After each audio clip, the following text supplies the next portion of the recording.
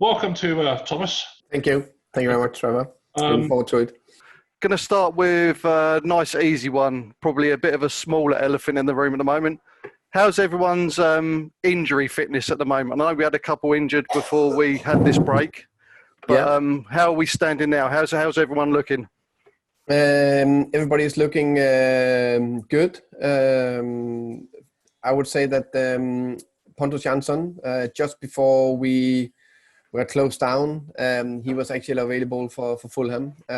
So he is training very hard this moment in time in Malmö, and I'm in weekly contact with him, and he can't wait to come back and fight for promotion. So he's really he's up for it, training very hard. Mathias Jensen is training hard and is in Denmark, and he's also good. Spoke to him last week as well. Should be fit and ready to join training whenever we can join training together. Sergi Canos, Nikos Karalis, Marcus Fors, Ellery, Balcom, all of them should be fit and available for the so-called preseason in June. So let's see where they are when we are allowed to play. But hopefully they can join some team training as quick as possible. And then I think the last one is Kamo Mokocho, who should also be able to train when we are coming back, one of us. Brilliant. Thank you very much. Yeah, there's a few whisperings on social media that Janssen was going to be in the squad for Fulham. So, yeah, that's good news. Yeah, you have spies everywhere. We've got to. Brilliant. Thank you, Thomas. Keep well. Thank you very much. Thank you. Welcome. just on the point of that, Thomas, I think Phil asked us to ask you, was Pontus going to play in the Fulham match? Was he going to start? No. I assume, are you back in Denmark? Yeah. Oh, good. How do you handle in coaching from there? You know, keeping in touch with players, and I mean, you know, it can't be a daily thing with all the players, I guess. But it must. Yeah, we do. I try to keep in contact with them once a week, one way or another. Some of them by text, others by phone call. So we keep all of them in the loop, and we split them between us. Some of us to contact them. Also our head of performance, because we have some furloughed staff, of course. So head of performance, the medical guys, and me, we take the weekly contact to the players. And more or less, all of them are in a good place. Of course, they can't wait to come back to play football and do what they love. But they're not too. They've not been going too Corona crazy yet, but they're looking forward to come back. Okay, well, at least you've got some time to spend with your family, even though it's not the circumstance you want. Thanks very much for doing this, Thomas. You're welcome. Thank you very much. I was going to ask you about sort of pivotal moments in a season. Yeah. You've just appeared off my scene. All I've got is Trevor at the moment. But the going back to the 18-19 season, just shortly after you took over, there was a pivotal match, in my opinion, where we played Bolton at home. Yeah. 1-0, and I think you switched to a back three. And then this season, I think another pivotal match, in my opinion, was us against Millwall. And both of those matches, from then on, in both matches, we kicked on and did really well for the rest of the so far this season, and obviously the last season. So I wondered what your views on sort of pivotal turning points under your control of the team. I agree with you that the Bolton match was important, and it was always interesting because we were discussing, me and the coaching staff, should we change to a 3-4-3 or stick to the 4-3-3? But we wanted a little bit more solidness in the back, so we thought that 3 centre backs could give us that instead of 2. And we actually thought that the players we had suited the system very well. We got the best out of Romain Sawyers and Kamo Mokocho in the midfield with only 2 players. The 3 centre backs were good. The front 3 were a little bit closer together. And from that on, actually, we went to be undefeated in 10 games, and we finished quite well in the season. This season, let me think.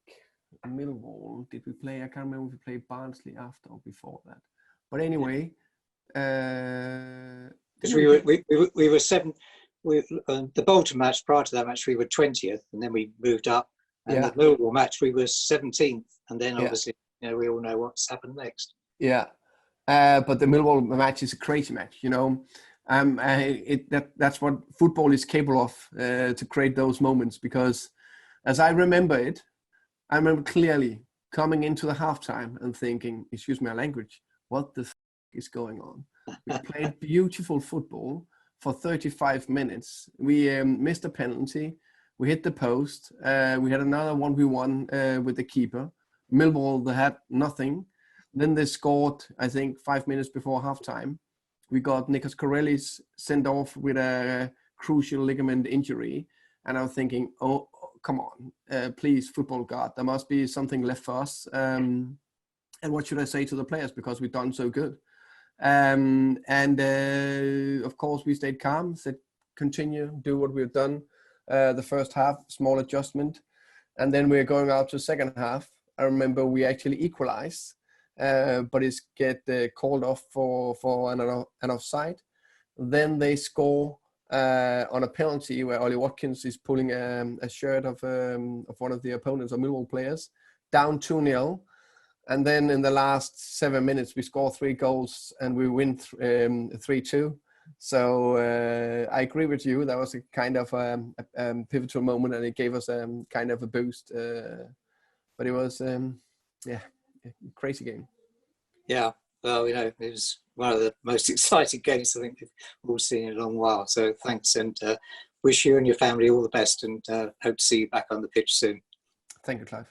Hi, Thomas. Thanks for doing this. Hi, Richard.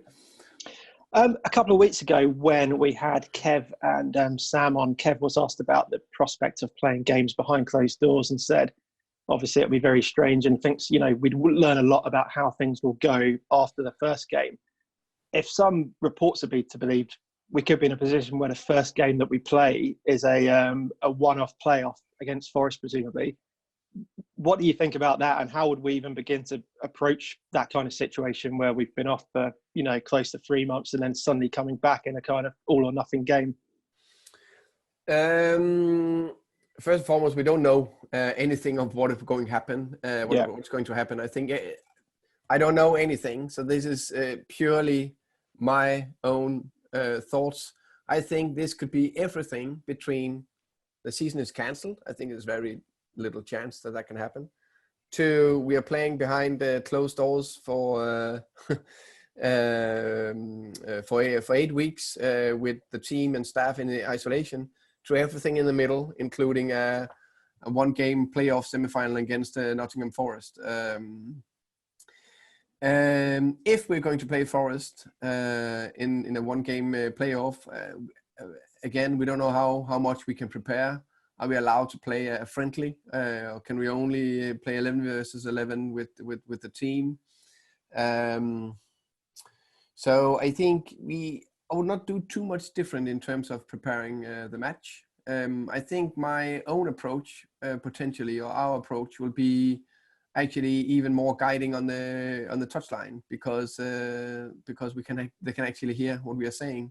So that's going to be a big test for the players, because now we know, or will know, if they actually listen to us when we are telling them to press or run back or whatever.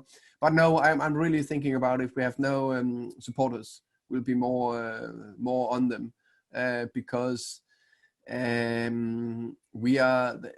there's not enough of our players who's talking on the pitch. So could we guide them, and especially defensively? That's where we will help. On the ball, I will never ever say anything to them. Just all of you guys, if some of you are grassroots coaches, please don't say anything to the players when they are on the ball. They make their own decisions. But off the ball, that's where we can shout at them. Run, and run a little bit more. That's really interesting. Cheers, Thomas. You're welcome. Hello, Thomas. You all right? Yeah, Billy, how are we? Yeah, very well. Hair's looking good. I wanted to ask you about the mercurial character that is Saeed Benrahma and how you manage him. Yeah, so just a general how you deal with him, because he seems to be quite a character, quite a large, big character on and off the pitch. How do you manage him? First and foremost, I would say I try to manage all the players equal by treating them differently, because everybody is different. And there's no doubt that that Saeed is a big personality in many ways. So I actually use a lot of time with him in many ways to try to understand him and try to coach him in the best possible way. Try to have high demands for him, because I think the big players are the best players. We need to have even higher demands for them in terms of the standards we're setting to them in trainings, off the pitch, and in matches.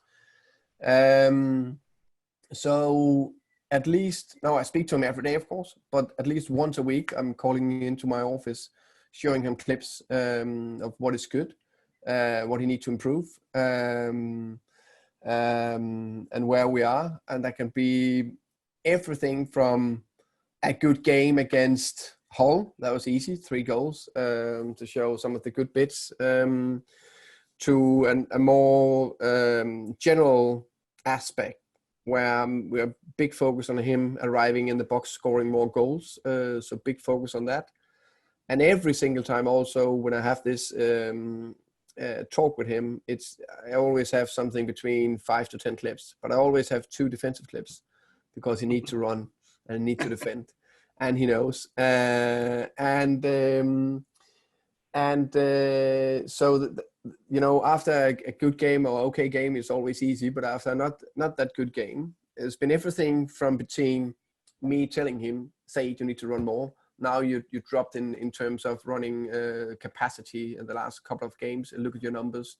Look at these 2 situations where you're not sprinting back, or you're not sprinting in the pressure. And then next time there's always a good response. And sometimes he also was coming into me, no, Thomas, last 2 games, very bad, very, very bad. I need to do better.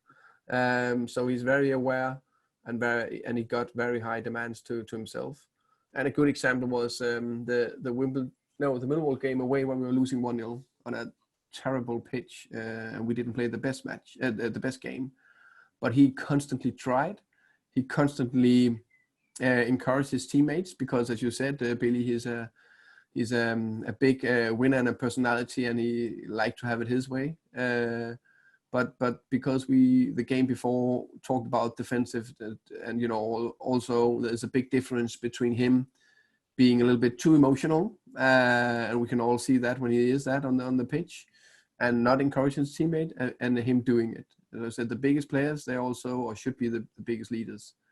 So he's extremely good, and he hates losing. We're down 1-0, keep running, keep encouraging. Jan Sambroik is coming on the pitch.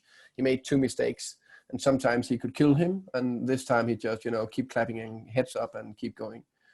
So I just, if I should, narrow it down, basically I'm spending a lot of time with him.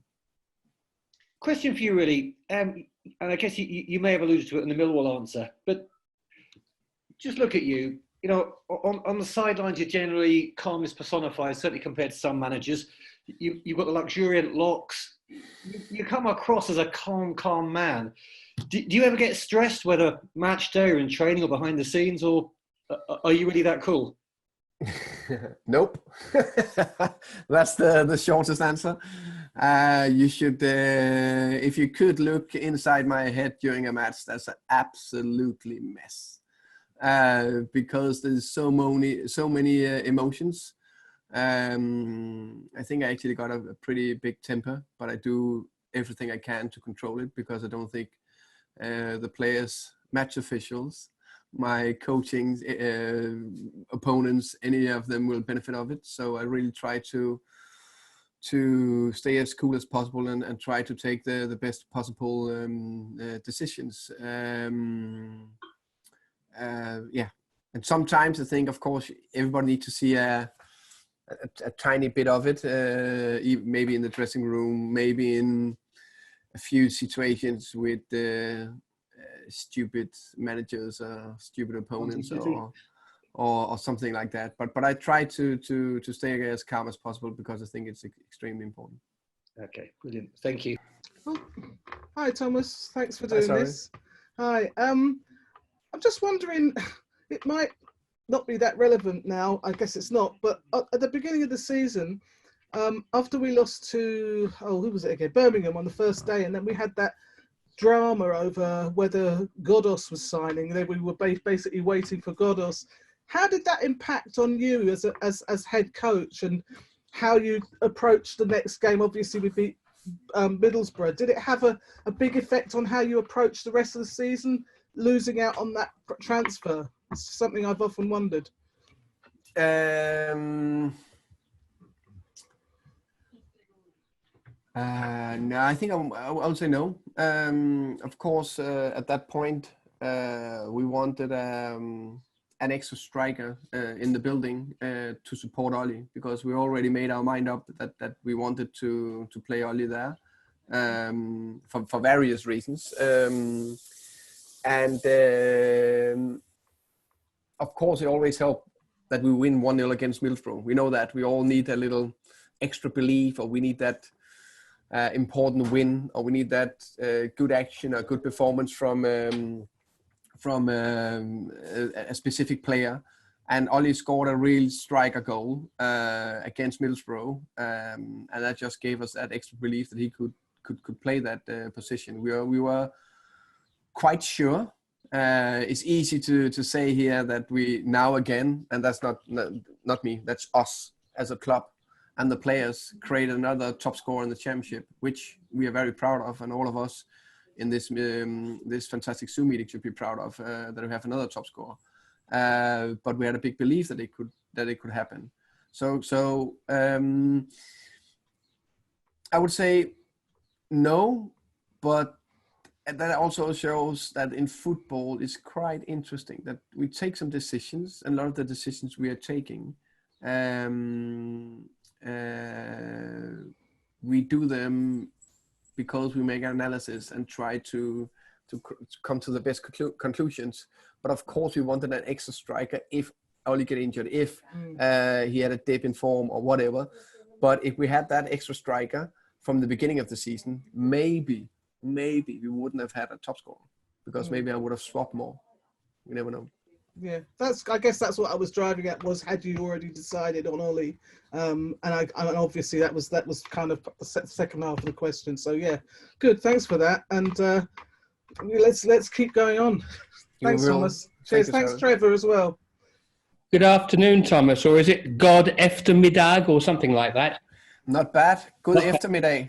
Oh, thank you. Going back to the Bolton game and the football gods, you've done everything right. You've gone through the run from hell. You've changed the team. You're winning. And then in the 96th minute, you know what I'm going to say?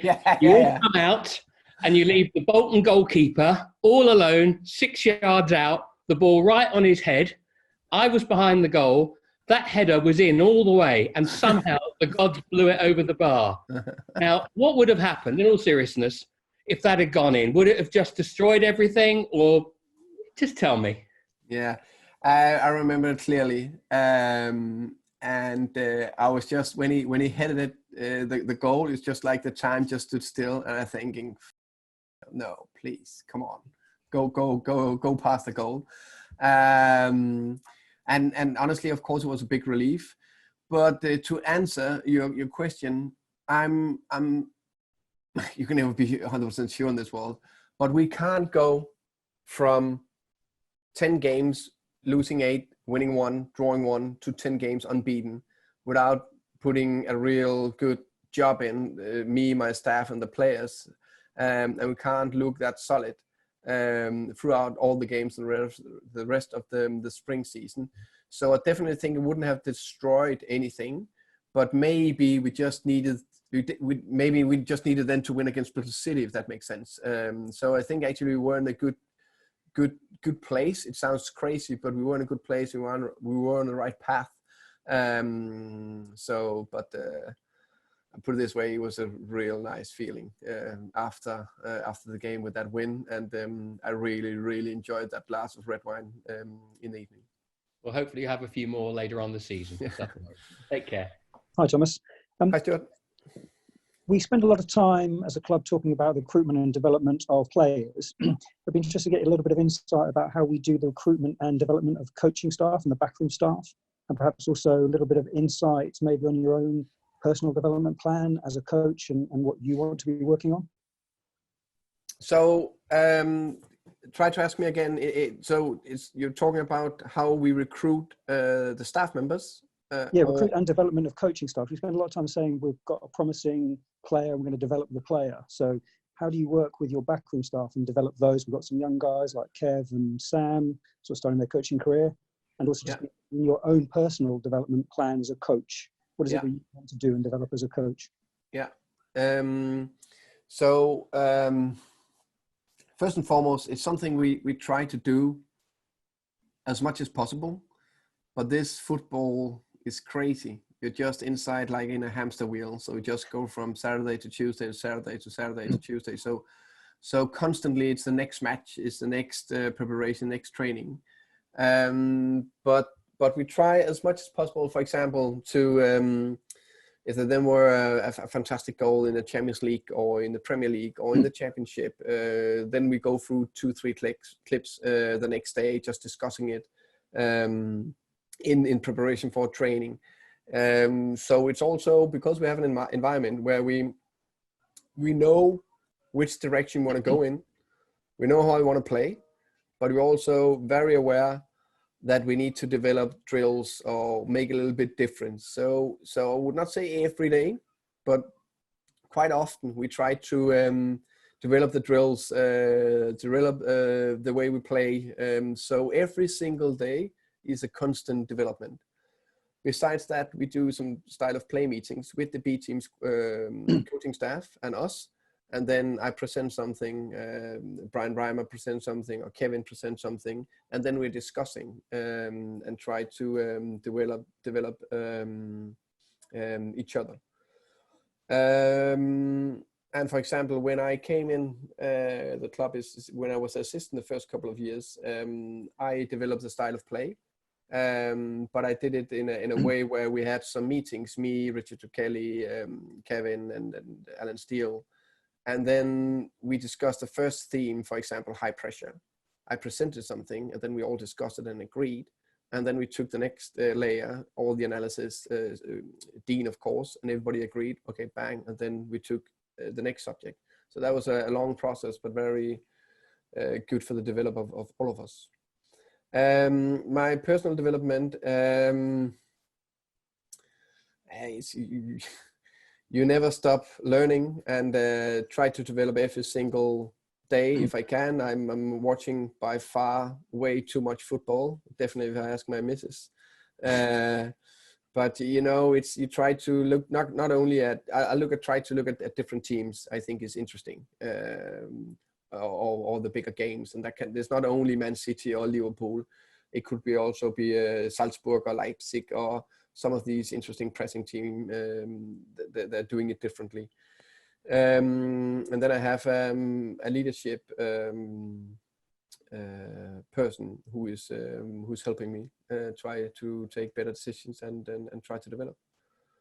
And sometimes I also try just to relax, to get a little bit extra space in and try to take good decisions. That's great, thank you. Yeah, just a quick question. Who out of the sort of first team crop, the current players at the moment, would you say has surprised you and your coaching staff by perhaps their rapid development, or you thought to yourself that, gosh, you know, they're actually better than we thought they were? And maybe also, this might be a difficult one, but of the next B team crop, who would you fully expect to be knocking on the first team door perhaps next season? Good question. Very good question.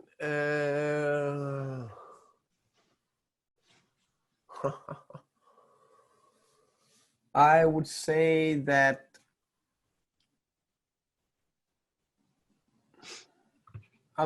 two players for this season. One of them, Justo Silva. Mm-hmm. I think he's done a fantastic job. He came in last season in August or early September. I can't really remember, but yeah, with a minor injury, and he need to get up to speed.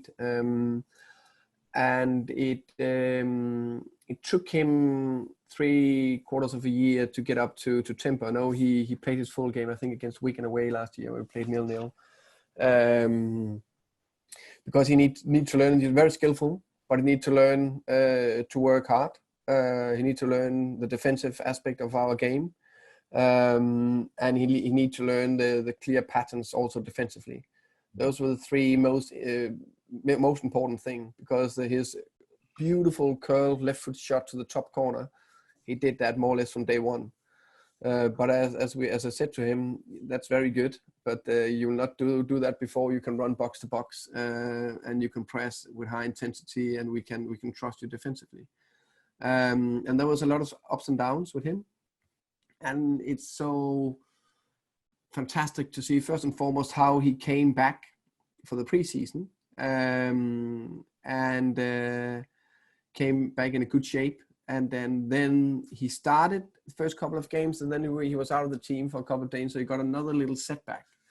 And then he just really understood that how hard he needs to work in terms of running. And now he's one of our best runners. So after the game, he's coming to us, look at my numbers, look how much I was running, and look what I've done, and so on. So I must say he I think actually is one of the players who developed the most, and I think he will go even further. I have even bigger expectations to him. I agree. Brian Mbeumo is a player with a huge potential, but it is simply just impressive. And of course, a lot of credit goes to the recruitment department and everybody around that. That we actually get a player in, and he more or less from day one impressed, and he scored, I can't even remember, 12 goals and 6 assists, something like that. Yeah. In the first year in championship, and he's only 20 years old, and actually we don't think he played that well so far. He's done fantastic. It's just we want even more from him. So we praise him, and we are very pleased with him, but we can just see that he got to even absolutely. Yes, the sky is the limit. B team players. Oh, that is tricky, because I think we actually been already progressing a lot of young players in terms of Jansen Burik, Luka Radic, Mads Rorslev, Mads Beck, Marcus Fors, Ellery, Patrick Gunnarsson, and I forgot somebody else. So, oh yeah, I know one. Paris. What's the last? Yes. He's going to be a good player. Really? Yeah, very good player. I like again, very good on the ball, but he still needs to run more and harder and work harder. But I know Neil McFarlane and the rest of the B team coaching staff are doing a fantastic job. And a nice little story here is actually that we played it was the rest group of the first team, and we needed punters to come back into 11v11 fitness. So we played the B team, and Paris, he played the 6 positions, and he did quite well. You know, they couldn't get near him, the first team players on the ball, just turned and twisted and played the ball forward, beautiful. But then there was 2 situations. One where he went forward in the pressure, and I can't remember who it was, who just, took the ball past and run past him. And then, he reacted too slow, and he didn't sprint it back. And then I went to Neil after and said, that situation, remember that? Yes. Yeah, he needs to do better. Yeah, but Thomas, I promise you, yes, he needs to be more consistent, but he's doing better. Then he pulled me into the analysis. He came in. I can't remember his name, but the analysis for the B team showed a video where he 2 times from an offensive corner, Paris, sprinted back and sprinted past 3 or 4 teammates, and of course a lot of opponents tried to go back in. And I said, okay, that's well done. And then Paris was in the pavilion. Then we pulled him over, and I said, you're a fantastic player on the ball. You need to work harder. And I know Neil is doing a fantastic job. You remember the situation in the game we just played where you went high in the pressure. He went past you. Yes, I reacted too slow. I need to sprint back. Okay, but these are 2 very extremely good examples. So we have a big faith in you, but you need to continue working. Thank you, Thomas. Welcome. What's Pontus like? I mean, to my mind, he's been probably the best signing we've made, but he seems like a bit of a sort of live wire. So I'm just curious what he's like in person. I agree with you. I think he was a really important signing we've done this season. I think besides being a top defender, he's also a top character, but also a very good leader. And he got some of those leader skills on the pitch that I would say actually none of the other players have, in terms of being very demanding, vocal. So that's very good. So, but yeah, how is he? He's a very good person with a big heart. He takes big responsibility in terms of he like to drive the team and carry the team and want to do the best for the club. He's very active in the dressing room and in the players app where they are, you know, pushing each other. And some you know, somebody saying maybe he's a character, or what you call it, be difficult to handle. I've never experienced that. I guess if you speak to people and try to understand them, normally that helps. That's not the same that you need to agree, or you can't have demands and say things to them that they don't like or whatever. But I think if you speak to them, it usually helps. But he's been a fantastic for us, and I also and I think that he's one of those players that just make the teams better just by being on the pitch. Yeah, great. I think he loves you probably more than Bielsa, is my guess. Only a tiny bit. Cheers. Thanks very much. You're welcome. So I just had a question, really. Since we've been back in the Championship, we've been renowned for our attacking football. Obviously, this season we've got one of the best defensive records in the league. So I was just interested to know what's the main factor behind it. I've heard you talk about this desire to defend. So is it a mentality that you've managed to instill on the players, or is it tactics, or is it the players that we've brought in during the summer that made the major difference? The easiest question is to say all three of them, and then I've answered your question. But I like to go a little bit more in detail. I would say that the mentality is a big thing, and that's actually one thing I started to change from day one, where I took over. It just take time. It just take time, and I think that also. It's easy to say it took 10 games and then we played against Bolton and then everything. No. It takes months, years to make it, to perfect it, that mentality, because that's on the training pitch. That's demands to each other. That's my demands to the coaching staff and to the players, and the players to the players. So that's a big thing, and also, you know, praising when they're blocking a shot on the goal line in training.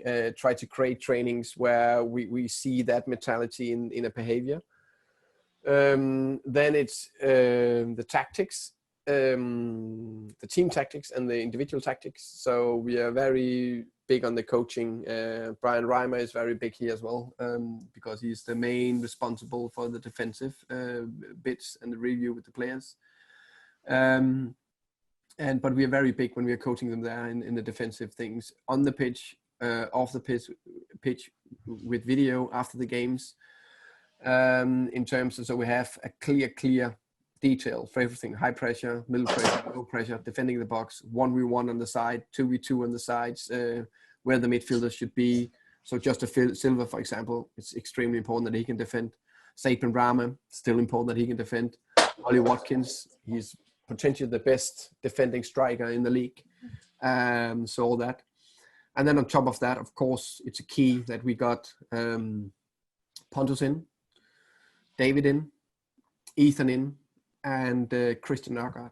I think he's been a big thing for us in the middle of the pitch in terms of defending. And then I think we all love Rico Henry as well. It's beautiful to see him play week in, week out. And he's I think, a nasty little bastard to play against for the opponents, and we like that. Hi Thomas, thanks for Hi, doing Paul. this today and giving up your time. I like that Carlsberg unit on your left hand side, by the way, very good. Yeah. Okay, so I have 3 quick questions all around the theme of a restart. So firstly, would your preference be straight into playoffs as opposed to finishing all the league matches? Secondly, how long would the team need to get up and ready for a match? And thirdly, thoughts on the 5 substitutions with 3 slots? Thank you. I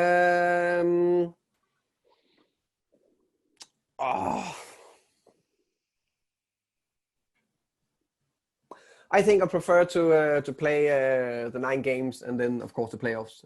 I think we are a team and a club that are better because of the training we put in. So the more training and the more mechanisms we can get together, the better. I think it will be. But if it's straight to the playoffs, okay, then we handle that, of course. Sorry, what was the second question? The second question was how long would the team need to get up and ready to play a match? I would prefer 4 weeks, and that could still be 2 weeks with group training and 2 weeks with team training. If you push us, I think we can do it in 3. I know that we, as I just started to say, we are in weekly contact with all the players. We know what they're doing physically. We know they are following different programs. They're getting different programs every single week. One of the things we're big on is our culture and togetherness. And we know they are very, very good professionals. And that's why we have a strong culture and we train hard. So they're ready to be ready in 3 weeks, but I prefer 4 weeks. And the 5 substitutions. That's a very good question. I think now one thing I'll be very, depending on the program, I think if we're going to play 3 games a week constantly, and we have less time to prepare in the preseason, then we know this, even that the players are strong and they're fit and they're ready to play matches. Normally we have 6 weeks, and then we can really break them down and build them up and make them even stronger. We don't have the same possibility this time. So we need to rotate more.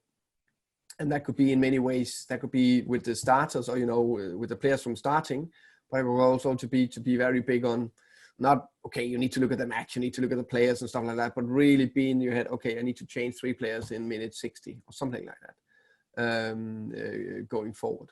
But it's not, I haven't planned it in detail yet, but I put it already, put a lot of preparation for when we are going to start. We made a lot of drafts for that.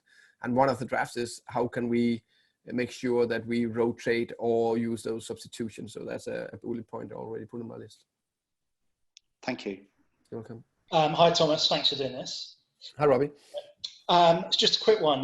Me and a couple of friends were lucky enough to be invited down to the training session or the training ground at the start of the season. And I think we all came away, very with the view that, all the players, staff were very polite. I know you've been in the press saying, you don't have, I won't swear, but a no policy.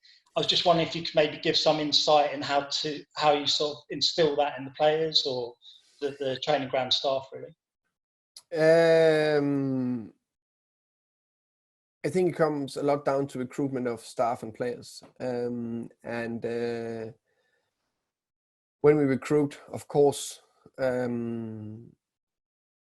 just another story for that. Every single time I and either Phil or Ras and Lee Dykes, our head recruitment, meet a player, every single time the player and the agent are very impressed of how detailed we are in terms of how we analyze the certain player, how we show how we play, what kind of demands we have for that role, 9 winger midfielder, where we have 4 or 5 position specific criteria. We showed with words, we showed with videos of the player we have in our current squad or position, and then we show what we think that current player can provide or give us. And of course, they need to fulfill these 4 or 5 criteria to a certain level. And we also show about our culture, what we demand, that we want a certain attitude. We want a certain work rate or hard work. We always think about performance. And the last thing, togetherness. And I literally say, as you try to say in the no heads, okay? Because we only want good characters. And that is very, very big for us. But of course, we all know when you go to a job interview, which is more or less is, you always sell yourself very good. So we take a lot of references on the players, from former teammates, former coaches, former girlfriends. No, but we take a lot of references, so we make sure that that they fit that criteria.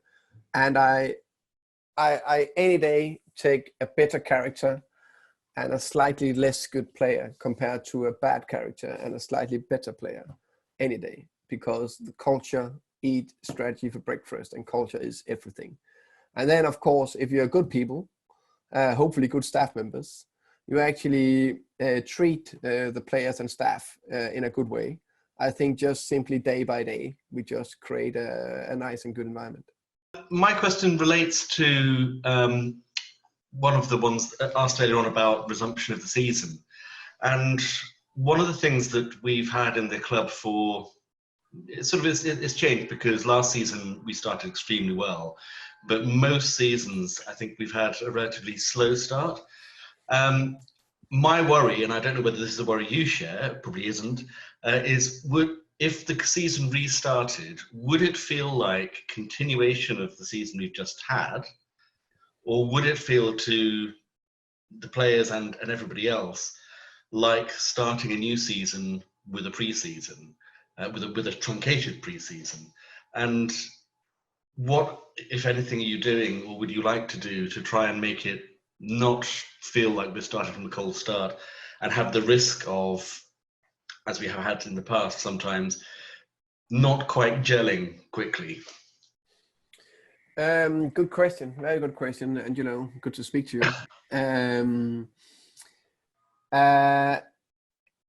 I think it's different compared to, I agree with you now. Of course, I've been here for, I can't remember, was that my 4th start to the season, 3rd or 4th, anyway.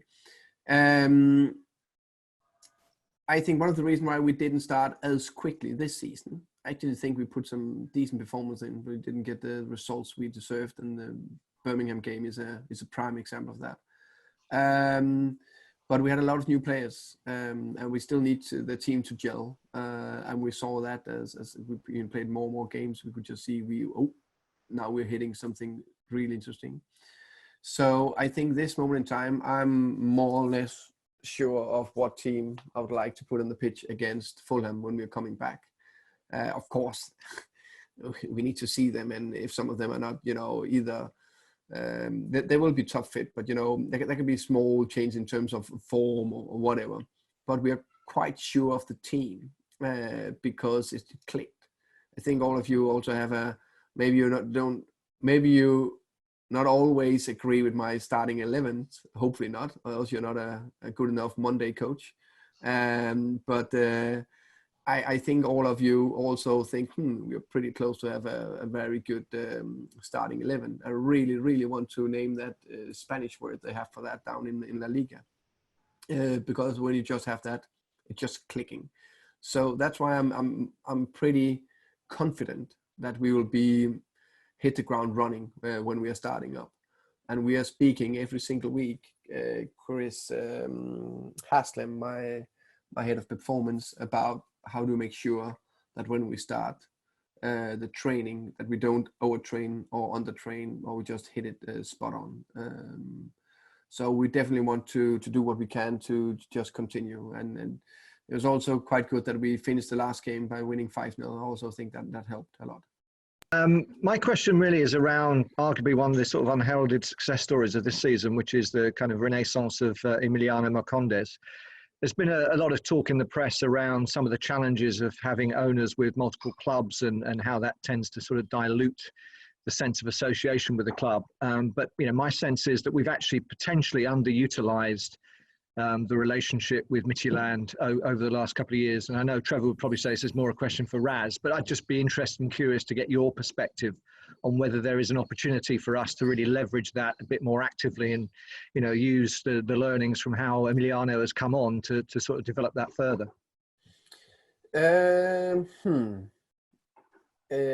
Yeah, good question. I think it was easier to take the example with Emiliano because he was on a loan, or we loaned him to Midtjylland, and we knew that there was a big chance that he would come back to us. Because if it's not a loan player going back to them, playing some games, and then we take him, I think it'll be more difficult, and I guess there'll be some issues in terms of when do you buy a player, when do you loan a player. But I agree with you in the specific case with Emiliano that he benefited of that regular playing time and just got that confidence back. And I was so pleased, so happy when I saw that ball going to the back of the net with a beautiful shot from the edge of the box from Emmy, because we know that he got those skills. And then he made another fantastic assist for Brian Mbeumo. So fantastic for him after all the struggle he'd been through in the club. So I think it's I think we can use it, but I think we benefit a lot more from our big network and recruitment all over Europe.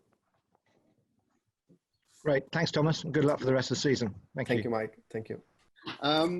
It's just a quick one, really. I think we're getting quite used to pundits and press and media talking about Brentford with platitudes and everything that goes along with that.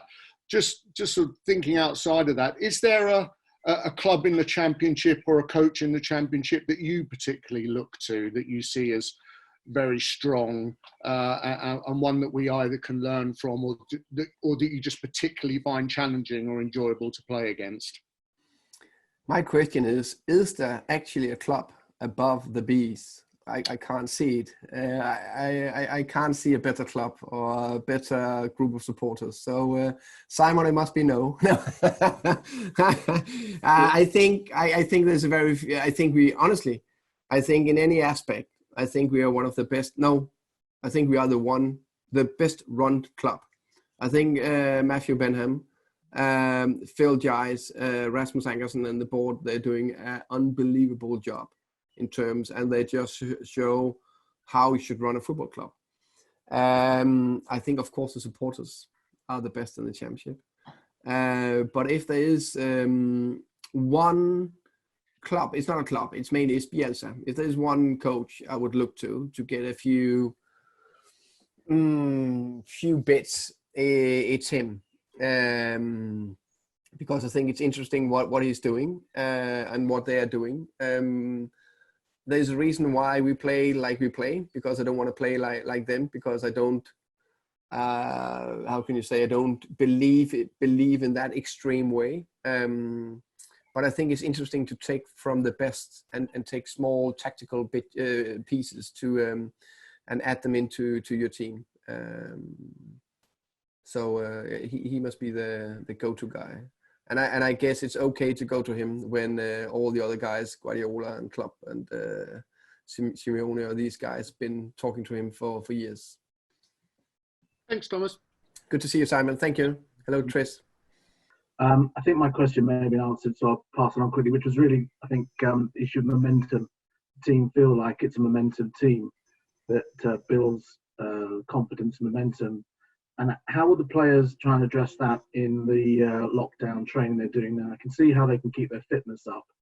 But are there any particular tricks that you've given them or ideas you've got to try and help that? Or are we really reliant upon what happens when you get back to Osterley? And by the way, you'll need to get back quickly before you get locked up into quarantine for 2 weeks. Yeah. We don't know if we're going to get quarantined yet. We'll see what Boris is saying to UK tomorrow. But no matter what, we'll be prepared for the time we get to prepare the team. I think in terms of keeping the momentum, I think first and foremost it was the players to take a bit of rest and get a little bit down in tempo, and then they got a new program and they got up and they've been keeping their fitness level, and they're ready to. We know they are strong and they're ready to hit the ground running when we are coming back, and it's what we are doing mainly. Of course, what we have done now, keeping the contact, sending the programs, make sure that some of them were allowed to take back to their native countries and so on. That's what we could do and speak to them, of course. And then it's the 3 weeks or 4 weeks or whatever we get, and we already prepared for that. Thank you, and thank you for the season so far. Thank you, Mark. Hello, Thomas. Thanks for doing this. Hi, Ian.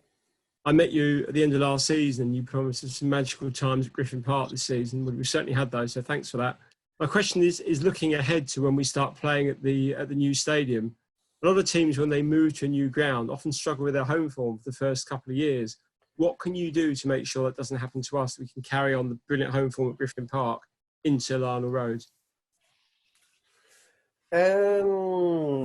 I think two things. I think, of course, it's a lot down to also the supporters. What you guys can do to help us and cheer us forward and try to do everything you can to back us and be behind us, because that helps massively. And then I think of course we try to, I know especially John Varney and all those, and I guess some of your supporters are also try to arrange all kind of arrangement in terms of creating enough noise or make it difficult for the opponents when they play against us. But basically what we can do is prepare the team very well, make sure they work unbelievable hard, and we play some good football and hopefully create some magical moments as quick as possible, because then I think it'll be easy from there. Okay, that sounds great. Good luck with that, Thomas. All the best. Thank you. Yeah, hi Thomas. Great to be able to talk to you. Hello. Hi there. I've been so many good questions. I think I've changed my question about 6 times so far. I just wondered before you joined Brentford, just a sense of what reputation Brentford had, what you knew about Brentford. I think you're the 5th or 6th guy on one of these Zooms that we've had. Everyone talks glowingly about Brentford and what a great club it is. So I just wonder what you'd heard about Brentford, and also what's Matthew like as your ultimate boss? He's a very not secretive, perhaps not the right word, but he's quite a private guy. What input does he have, and how hands-on is he in terms of the team or any element of that, really? Just a sense of what it's like working at Brentford as a club. First, I knew Brentford mainly because, of course, because Rasmus was there as a sports director. So it was a little bit more in the Danish media. And I also knew it because of Flemming Petersen, who worked at Brentford before, because I know him and I speak to him. So I knew it was an upcoming club with some very interesting setup, with an innovative mindset, and the way that fitted my way of seeing football and how to create something interesting. Matthew is, I don't think you can have a better owner in professional football. Of course, I don't know all of them, but I know the media always try to create a picture of persons, and a lot of times it can be wrong, but every single time media create a picture, there is definitely a tiny bit of truth in it. And I don't hear how can you say, in every owner you talk about or hear about is always a little bit of something. Matthew is more or less spotless, I would say, in terms of extremely calm, very good with strategy, very good to take clear, sensible decisions. Not, of course, big dreams, but not going overboard with economics. Very clear of when to risk and not to risk in terms of should we buy 2 players or not buy 2 players. and know, maybe most importantly, know that football is a random game. Know that it's crazy, but it can actually happen that we lose 1-0 to Birmingham when they have one header outside the box in the whole game, and we can still lose. And we hit the post 3 times and had 2 1v1s with the keeper. So he understands that football is completely random. So very down to earth guy, with very good values. So suit the club. Okay, thank you. I think hopefully all Brentford fans realise just how lucky we are to have Matthew at the helm, because you see other clubs just crashing and burning, and that's not going to happen under Matthew. He's as you say, he's the best owner in football, I would say. Yeah. Unbelievable guy. Yeah. Thanks a lot, Thomas. Brilliant. You're welcome. Hi, good afternoon, Thomas. Hi, Callum. Hi, how you doing? You okay? Yeah, well, you? Yes, very good, thank you.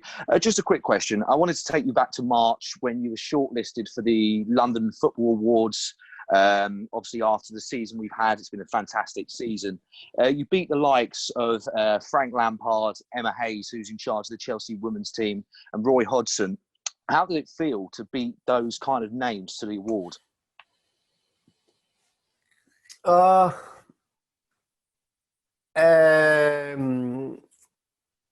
I think, first and foremost, I think we won that prize, all of us, the whole staff, the players. I think it was a fantastic, another fantastic example of what we're trying to create together, that we actually can compete with these names. And it was a big privilege and a big honor to receive the prize. But for me, it's we. I think especially as I know I need to take some decisions and I need to do some bits. But I think we can't. I can't do that alone. It's only with a fantastic staff and a really good group of players. Okay, perfect. Thank you, Thomas, and stay safe and take well. Thank you very much. Thank you. Cheers. Thank you. I think, would you agree that there is there is a slight perception that we're unable to cope with some of the more physical teams, or the teams who try to spend 90 minutes trying to stop us playing? Because ultimately, for me, there's a bit of a fear that there is a lack of a plan to fight these kinds of teams. I know that we've improved our defensive record enormously this season, but I think that is solely down to Pontus Jansson. That's not to sort of disregard Christian Norgard, but I still think there's a bit of an issue with regard to our physicality. Would you agree? Yeah, I'd like to answer it. Could you give 2 examples of teams where you think that physicality is a problem? Where you... Blackburn and Millwall. Blackburn and Millwall.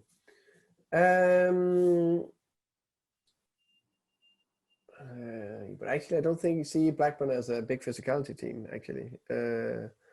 If you see them playing this season, I think when we played them, I think they actually played some extremely good football, especially when we played them away from home. Millwall, I think that actually I don't think it's a problem when we play them. I think actually we totally dominated them, especially at Griffin Park. And I know, of course, we scored in the last minute and all that, but the way we started the game, and I know we lost there, but I think that's for various reasons. And I think if physicality is many things. I think it's not only the duels. I also think it's the skill to sprint back and forth, to constantly be extremely good in the pressure on the ball. But of course, we need to handle the duels against the big lads and second balls and stuff like that. And I think if you want players who's extremely good for the second ball game, then maybe we need to buy more of those. But then I think we'll lack some skills on the ball, and so some of that attacking, attractive football we are playing when we are at our best. So for me, it's just us to improve that skill set for the players, second balls and stuff like that. Hey guys, thanks for doing this. So I wanted to touch on kind of maybe when you came into the club, and then also kind of when you became first team coach and had people coming through. I think there was probably a feeling that when you came in, it kind of helped elevate our performances, and then when we added to the team, or your team in terms of coaching, that helped as well. In the modern game, how important is it to have that kind of coaching team? And do you think that there's sort of gaps in that affected results, and how many people do you manage on a day-to-day basis on the non-playing side?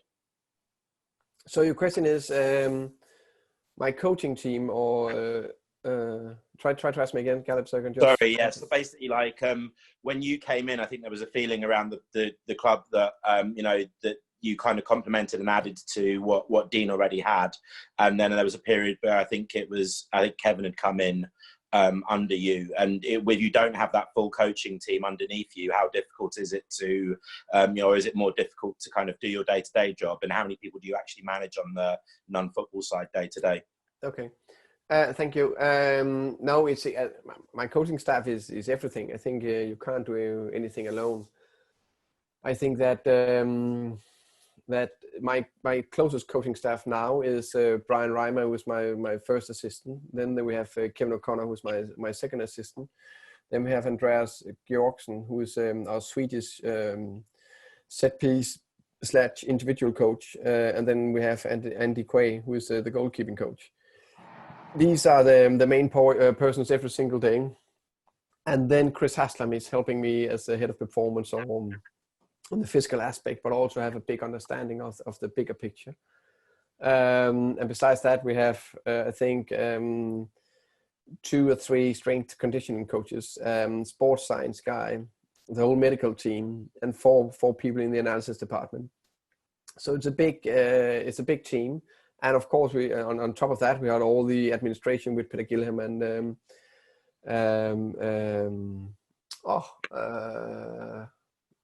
I lost the name there, and Papa the Kitman, and then everybody who's helping, and that's extremely important.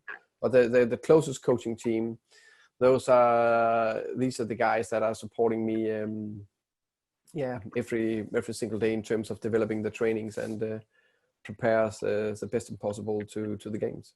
Hi Thomas, just asking, when you take us up, obviously, to the Premier League, I was just wondering, do you already have in mind somebody who you're thinking of liaising with outside the club regarding the Premier League in itself, whether it's set up, whether it's any changes you need to make, and kind of tied in with that, aside from Mr. Johnson, who are you kind of closest to in football management in England? In England, I would say when we go up, I will definitely do what I can to prepare us the best way. I think in some ways it will be easier to be in Premier League. In some ways it will be more difficult. I think was it Dan? I can't remember who asked about the physicality of teams. I think there will be less teams with physicality, and there will be more teams that suit us in terms of how we are playing. But of course, the tempo and the level of the individual players is higher. But I will definitely, of course, call Dean, which I have a good relationship with. I will call head coach of Norwich. Just forgot. Barker. Yes. I wasn't being rude, by the way. Sorry? I wasn't being rude, by the way.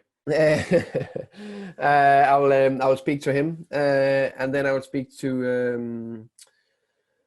Oh my God, with names, hopeless. Sheffield United manager? Chris Wilder. Yes, Chris Wilder. I'll speak to the 3 of them and have a chat, how they're doing. And actually also potentially, I've been away from football for a long time. Brighton manager, please. What's the Brighton manager's name? Otter. Yeah, exactly. Yeah, I forgot myself. Yeah, all of us have been way too far, a long time away from football. No, I'll speak to him as well. Just with what kind of experience did they have? What would they recommend? Of course, I have my own ideas and vision of how we wanna do it. But I think in this world, we know it could be 1 point between getting promoted. And when we're up there, it could be 1 point or goal difference of teams of staying in the league or get relegated. So it's the small details. So, and I think that's one of the strengths we have in this club. We're really good at the small details. Thanks very much for your time. Just very quick, following on from Dan's question. I'm not sure we do struggle with physical teams, but it's more the sides that come to Griffin Park and actually don't want to play football against us. I'm thinking of Forest. Now, should we get them in whatever format it turns out to be, do you feel we'd be better equipped now to cope with that? And the second sort of part to my question is the Will Volks incident down in Cardiff. Did you ever get any feedback on that from the match officials? Of which situation? The Christian Norgard incident. Oh, Norgard, yeah. I actually agree with you. I think it's more, we struggle slightly more with teams who just bang in and just want to defend their goal and just waiting for us to make a mistake. I think also it's quite a big credit to all of us in terms of how we're playing, because there's very few teams who dare to go toe to toe with us. I can actually not think of many. But of course, it's down to us, and I think it's always a privilege when teams are doing that to us, because then we learn, and then we need to improve, and we need to solve that case in terms of how we do that. And I think we got better and better at it, but it's a difficult skill set to improve, and I think.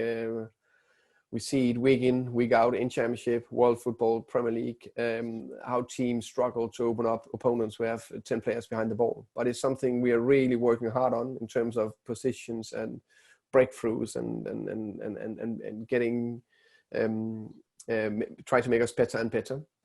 Nottingham Forest, for me, I would just love to play them. Honestly, I think they fear us more than we fear them. I know we lost to them two times 1-0. But I promise you, they of course they will say the opposite, and they will say that no, we beat them 2 times, and we know what we do. We just kick 8 down, and we're a little bit more physical against Justice Silva and so on. But I know we're up for it, and I think we are only going to get better next time we are going to play them. I'm 100% sure. And I think also we need to remember they were extremely lucky both times. They scored 2 deflected goals. How often does that happen? Christian Norgard, no, nothing yet. I think the referees and the fourth official were unbelievable soft. It was a clear red card back in Cardiff, and unbelievable. Even Neil Harris, the head coach of Cardiff, said it. And I spoke to the player after from Cardiff, and he agreed as well. It was a red card. So. Yeah, just too soft. Okay, thanks very much, and hope you're well. Cheers, Thomas. Thank you, James. Thank you. Just wanted to ask about Drew Yearwood. When he's played for us, he's sort of impressed from a fan's point of view, and he hasn't been in that many matchday squads in the league. So, what's the plan for him? Where do you see his development going? I think Drew is a really good player with a very, very good potential. And I agree, in the 2 FA Cup matches against Stoke and Leicester, he had some good games. The thing for him is that we had a very strong midfield. So we actually had Christian Norgard, Matthias Jensen, Justice Silva, Kaumo Kocho, and then Shandon Baptiste now, and now Emiliano Marcondes. So it's difficult for him to get in, but he started well and played some minutes against Middlesbrough, and then he actually got an injury in the fall, so it's difficult to come up to speed. And he, a little bit like Justice Silva, also needed to learn to constantly work on his form, and because we always see these 3-4 actions where you just think, wow, whoa, what happened there? You know, just driving past a player or very aggressive in the pressure, and that's fantastic. And I see the same, and I get, wow, fantastic. But we need to see on the defensive level and a little bit on the ball, a much more consistent level in terms to get past some of the very good players we have. But we have a very big belief in him. Hi, Thomas. Hi, James. I just wanted to take you back to your first game as manager. It was Bristol City at home. And I always remember because the game previously under Dean Smith, Luke Daniels had played in goal. And I remember your first big call as manager was to recall Daniel Bentley. I just wondered what the thinking was behind that and whether you had any regrets about that, because I don't think Bentley ever sort of regained his form that he'd shown in the previous 2 seasons. You're right. Very, very big call. Very difficult. Very difficult. Because I think I think Dan is a better keeper than Luke, but you also need to look into form and how they are. And Luke done very good in the 2 games he played. But I guess sometimes it's difficult to explain in detail. Sometimes it's the feeling. Sometimes it's just maybe basically is because maybe I believe that Dan could do a better job than Luke, rightly or wrongly.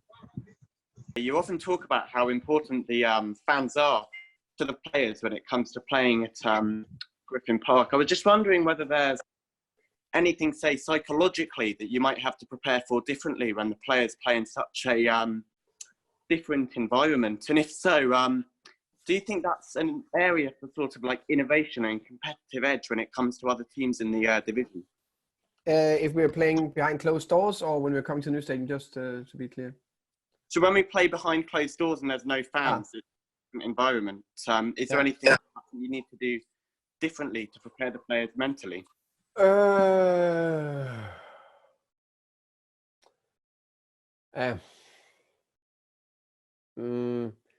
Not too much, and as I think I said earlier, I think I'll be very active on the touchline to drive them forward, to try to create more energy. I think that would be the big thing. They, I see it every single day in training without supporters. They want to win, and they're kicking each other down, and they're shouting at Brian and Kev because they're terrible refs, and they're spot on. So I think the biggest thing I've been thinking about is that I need to be more active on the touchline. Okay, thank you very much, Thomas. You're welcome.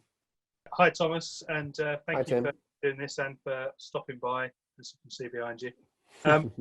Just a quick question. So, in terms of the football system over here in this country, you've been over here for a good few years now. What if you had the magic wand, you could change anything about the culture, things that happen, the way the competition is structured? Is there anything you would change from a football point of view? I think one of the big thing, all us who's coming from abroad, we just simply love the English culture and the English football.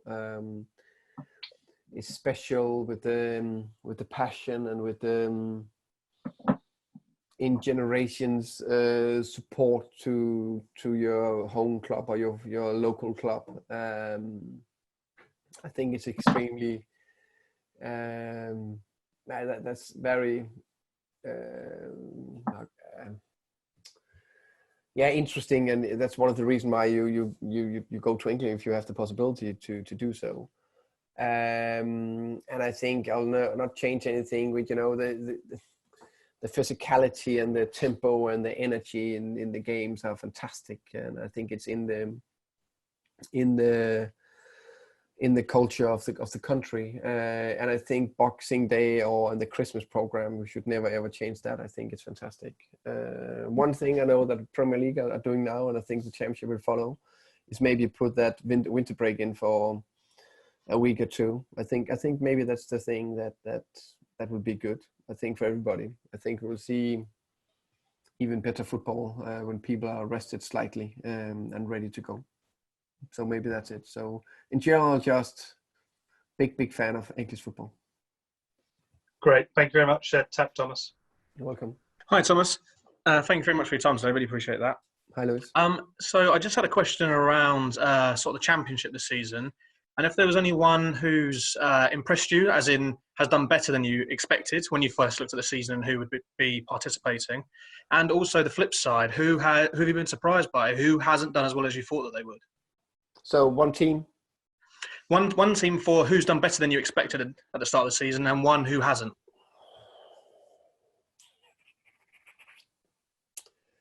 Good question. I think actually Preston North End, they've done slightly better than I expected. I think they're a good side, well coached, and they play a good type of football. I know they started well in the season, early in the season, but I think they were a little bit maybe too fortunate to get all the points they got in the beginning of the season. But I think you can't play 36 games now and not perform quite well. And they've been maybe the biggest surprise so far. Maybe also actually Nottingham Forest. I don't think they've been able to get a lot of points and been very, very difficult to play against in many, many ways. I didn't expect that from the start of the season. And the disappointing ones, Middlesbrough, Stoke, I would say. Not that they should be top 6, but I expected them to be around there. Okay, lovely. Thank you, Thomas. You're welcome. Cheers for organising, Trevor. Thank you. Hi, Thomas. Thanks for your time. Just a quick one. It's regarding one of my favourite players, because you're in a position where you're doing our dream job, basically. Other than playing for the team, you're managing the team. Favourite player being Henrik Dalsgaard. And now going back to what Dan was saying about being slightly more aggressive against some of the teams like Millwall, is maybe repositioning him, in my view. So after seeing Mads Roslev starring in the season and his cameos, which were excellent, you've got not maybe a ready-made replacement, but you've got someone who the fans, I think, feel can go on, and that would allow Dalsgaard to possibly move into a central holding midfield position. My worry with him is that he's 30 years old, and with the climate that Brentford have, that I would hate to see him leave the club. So if you reinvent him in that position, because he's got all the attributes, he's got the international experience, would that be something that you would look at, reinventing a player to allow him to stay within the squad? Yeah, definitely. I agree with you. I think Henrik is a key player for us, and I think he's played a top season this season. Also agree with you that Mads Roslev is the potential new Henrik, or just his own Mads Roslev, and I know that Mads is going to be a top player for us, and another good example of good recruitment and a good work from the B team. I must say, Henrik can't play in the midfield. That's not a possibility. But he could play as a centre back, and we've seen that a few times. And I think he'll be absolutely fantastic in the right-sided centre back of 3, which he also played a few times this season. Yeah. He preferred to play as a wing back or full back, but I said to him, "That's the future for you, mate. You can play 5, 6, 7 more years if you're going to play that position." And I think he start to understand that, because if he's in the middle of the pitch, and the worst thing I can do to Henrik is when we're having a possession game, and I'm giving him a beep away as a floater in the middle. I need to run everywhere in the middle of the pitch.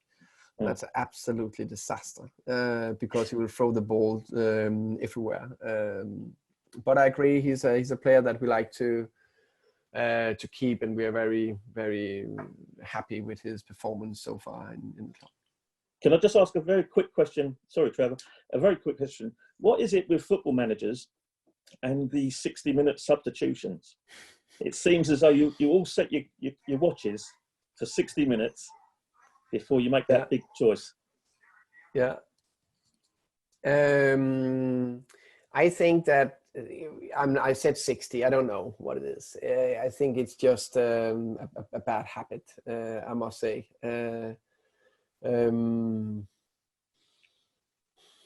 Yeah, I think it's classic, one player been poor and you think, okay, you just give him 15 minutes and then we change or something like that. So you have a chance to show that he can perform. Yeah, I think I try to do it earlier sometimes, but I maybe need to do it better. I don't know. No, keep doing what you're doing. Thank you very much for your time. Just a really, really quick question. What does your Monday to Friday look like as a Championship manager? You come in on a Monday morning, you've got a whole load of things to kind of go through. How does your week kind of pan out? Monday morning, I'm at the training ground 7, taking the first cup of coffee, and then either if I haven't watched the game back, I watch the rest of the game back.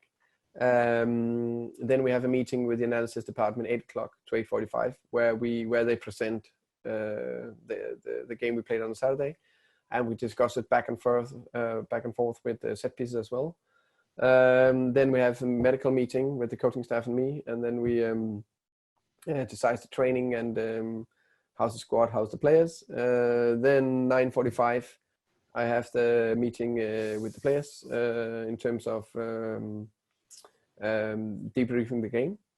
Then we're training 10:30, 11 on the pitch, lunch, and then we're starting preparation for the next match, meetings, recruitment, everything. And then I drive home around 5, and then potentially I watch a game, Championship or Premier League in the evening, or a little bit on the laptop after dinner. Sunday, 7 o'clock again. Same schedule, training, preparation with training with the coaches, 8 o'clock, medical meeting 8:45, sometimes a meeting showing some videos, training 10:30, and then meetings in the afternoon, preparation, watching games, players, preparing clips, everything. Again, home frame at 5 o'clock, Champions League evening, okay, watching football. Wednesday off. So I try to do my best to invite my missus out for lunch when she's done with her work. And before that, I go for a run, do some emails, try to relax. Then in the evening, Champions League again. Thursday, 7 o'clock, meeting, a little bit the same like Tuesday. Match preparation. We watched show clips to the players about the opponent we are going to play on a Saturday. Meetings, press, everything, home, EuroLeague in the night in football. Friday, I set the team if I can, and then Friday we have the match days -1, set pieces beforehand, training, and sometimes a little bit earlier home on a Friday. Championship game. Nah, I try not to watch that. I try to do family time, and then a game on a Saturday. That's amazing, Thomas. Thank you so much for that. You're welcome. Hi, Trav. Hi, Thomas. Thank you so much for being here today. Let's cast our mind back to, what was it? Late 2018.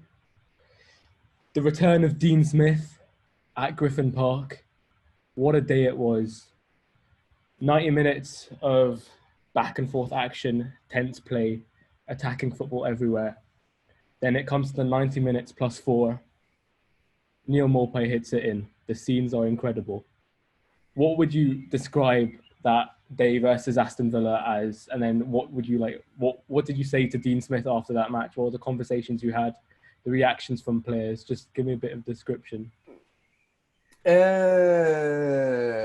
First, I would say I think we played a top game, and I think we should have won 3-0. I think we were superior in the whole match, and I was really, really proud of the boys and the performance. Of course, when you're winning in the last minute, it's a fantastic feeling, and it just gives everything a little extra lift. Unbelievable feeling. After the game, Dean was fantastic. We had a beer in the manager room together with Rich as well, and they are two fantastic human beings, and we just actually didn't discuss the football that much, to be fair. Just to discuss the family and talk about the family, and that's actually how Dean and Richard are. That's the same thing we did when we played other teams when I was assistant and we went to the manager rooms. We didn't talk too much about the game, but the feeling was really good, I must say. Hi Matt, I'm good. You? Yeah, good, thanks. I just wanted to ask you about the impact of Andreas Gorgson. Yeah. And the positive impact on set pieces. Yeah. Obviously, it's very obvious attacking wise, but obviously defensively very improved as well. And how you go about during the week training that, because it can be very boring on the training pitch, set piece after set piece after set piece. And how you go about the analysis and looking at other teams. Is that done in a training room or on the field mostly?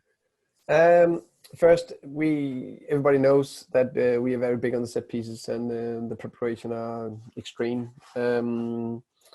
It was really, really useful that Andreas came to us. Of course, we had Nicolas Chauvert before, and he was an extremely good coach as well in terms of set pieces. And but he went to Manchester City. Yeah. And then we got Andreas in, and there was a gap from when Nicolas left us to Andreas came in, and Andreas went in just the week leading up to the Wigan game. If you remember that, we're winning 3-0, and we score on a set piece after 5 minutes. A fantastic, perfect. How Norgard missed the header, I don't know. Oh, it's unbelievable. And, we've been battering him so much, but he said he wanted to have an assist. But okay, if you don't want to score your first Brentford goal, then okay. But that was a perfectly run routine.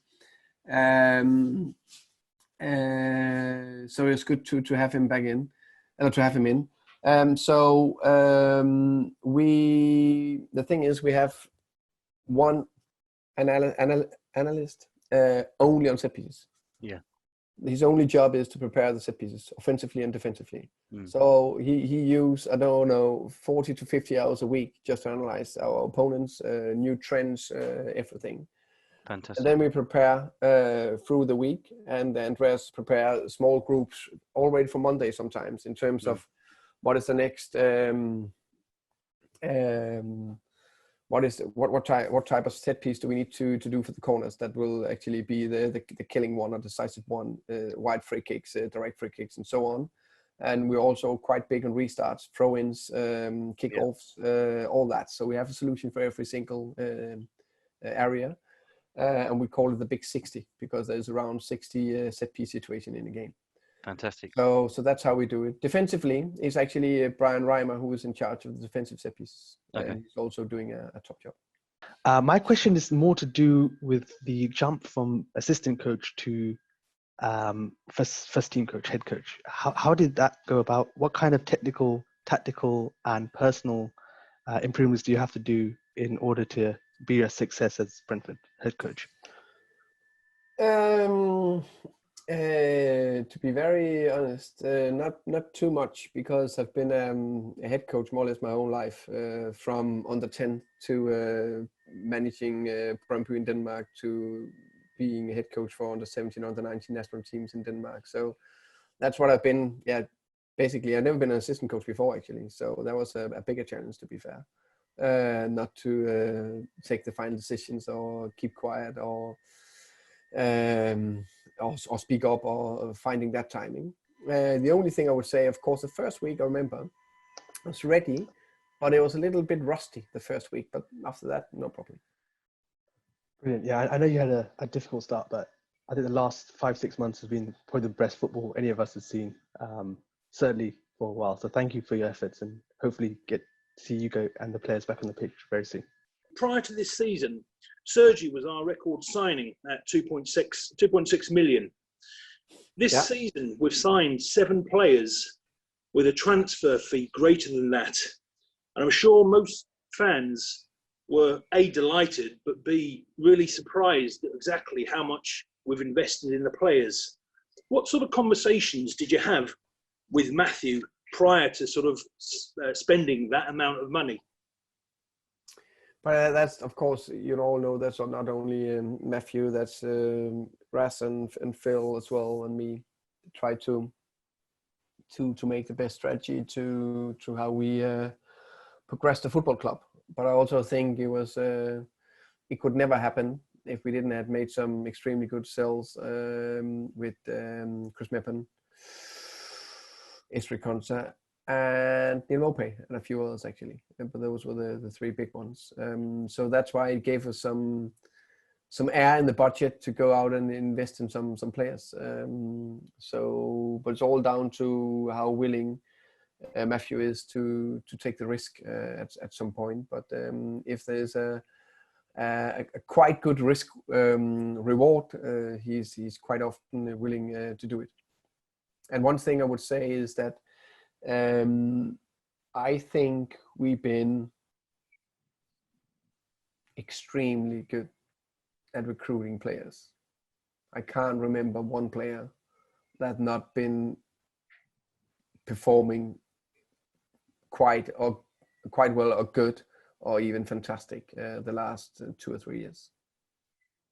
Greetings from Ireland. I got a great kick about 4 weeks ago after Steve Kenny was appointed Irish manager, that I picked up the Sunday paper, turned over to the back page, and there was a big heading that I want my team to play like Brentford. And then you read the article, and apparently he'd been over at Brentford for a few days. I wondered how that came about, because Brentford didn't actually have any Irish players at that time, because Alan Judge had gone and John Egan had gone. So can you fill us in on how that arose? Yes, he had a contact to Kevin O'Connor. So it was through Kev that he came. And he loved the days, so he spent quite a time with Kev, with Brian Reimer, and me, of course. And one thing I remember is actually we trained on pitch 2, and it was a windy day, and we had a quite tough session that day. It was Tuesday, so normally the tough session of the week. And I stood there. I stood a little bit back and observed. And he went close to me and he said, "Thomas, I must say this is an unbelievable culture. What a work ethic! They work so hard, the boys." And actually, that was a little bit ignored. I think there was a few of the players who could maybe work even harder. So when an Irish person, because they have, for me, very high work ethic standards, says that we are working extremely hard, then I think we are in a good place. So that was a nice little twist. Well, it's good for me, because obviously I've been 30 years here. When I came over, when I used to say I supported Brentford, they said, "Oh, where's that? Is that in Essex?" I said, no, that's a different place. So now to the stage where the Ireland manager is singing the praises of Brentford, I'm in heaven now. That's fantastic. Thomas, thanks for doing this. Question is that there's been a lot of reference to the fact that if we do go into fulfilling the full programme, that it's likely to be quite condensed and a heavy demand on the players. And I was just interested to know how the injured players are progressing during the lockdown. I think we said it earlier in the beginning of the program, this meeting, but in quite quickly, Pontus fit and ready. Let me think. Matthijs Jensen fit and ready. Sergi, Nikos, Marcos will be ready to train with the team when we should have had a normal preseason, so the end of June or mid-June. And Kamo Mokocho should be able to train fully with the team. So that's really good news. Yeah, thank you. And apologies for being late and missing it. No problem. Hello, Thomas. Hi, Greg. So in terms of your coaching philosophy, how has this developed over time? What other coaches or other sports do you watch or study to develop and look at style, training techniques and so on? I think I've always been curious. I always try to push myself and learn from the best.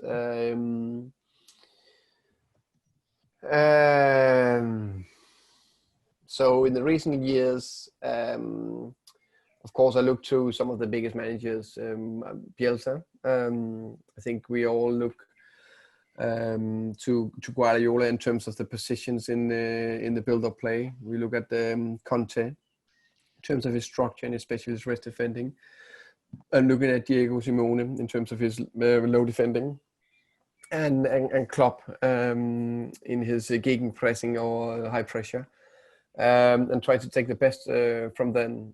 But also then there's all the interesting ideas. For example, when we met Bournemouth in the pre-season this season, I was quite impressed with their style of play and how they actually tried to dominate on the ball. And it was, as I remember, it was an extremely good game between two good sides.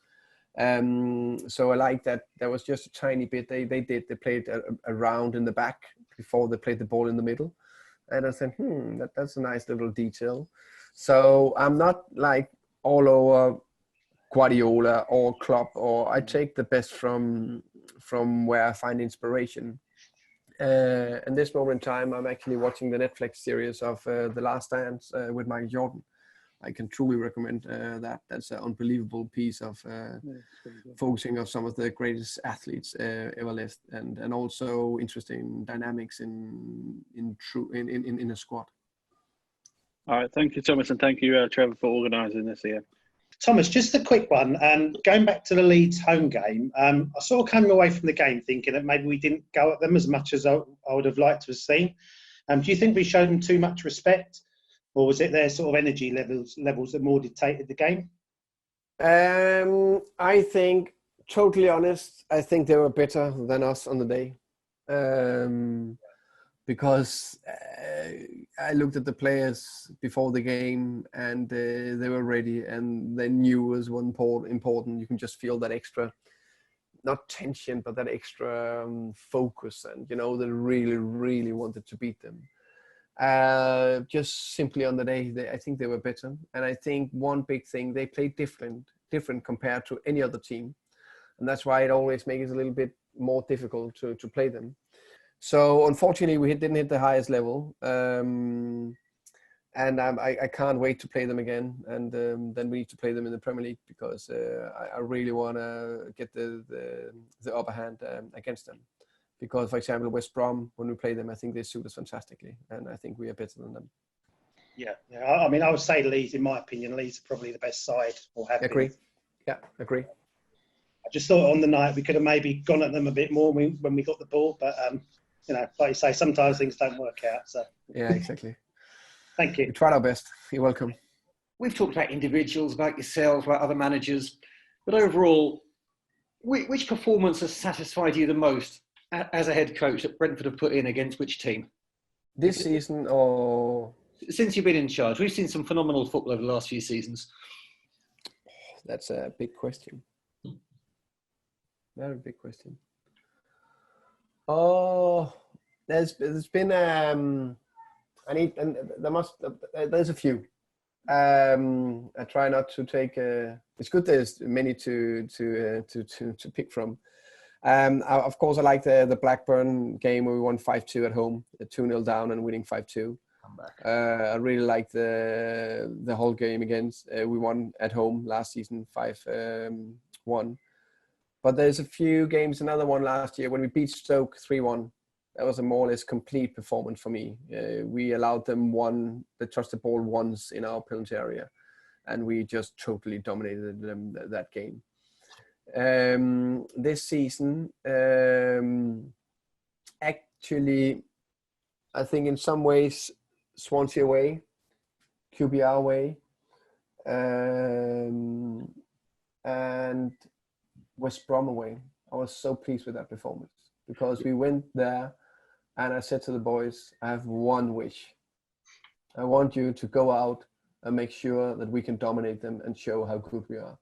And they did that. And I think it was a big robbery in open daylight that they didn't give us that penalty. I never complain about the ref, but that was a decisive position. 2-0 up, we never looked back. And they couldn't get near us in that game.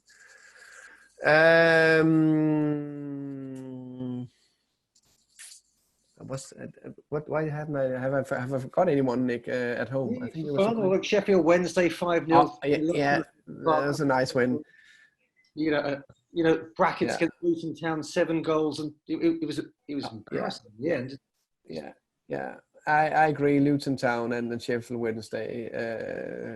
I think you could see when we're on it, it's very, very difficult for teams to close us down. No, you know what?